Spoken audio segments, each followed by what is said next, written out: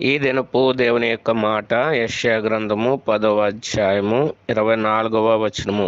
సియోనులో నివసించుచున్న నా జనులారా, సియోనులో అనగా దేవుని యొక్క మందిరములో ఎవరైతే దేవుణ్ణి తెలుసుకుని దేవుడు నివసించేటువంటి సియోనులో దేవుని యొక్క మందిరంలో నివసిస్తారో వారు ఏమాత్రము కూడా దేనికి భయపడవలసినటువంటి పని లేదు. కారణం ఏంటంటే దేవుని యొక్క భద్రత, దేవుని యొక్క కాపుదల వారికి ఉంటుంది. దేవుని యొక్క మందిరంలో ఉండేటువంటి క్షేమము వారు అనుభవించేటటువంటి వారుగా ఉంటారు. అయితే దేవుడి యొక్క మందిరము కాదని లోకములో నివసించేటటువంటి వారు ఉన్నారు.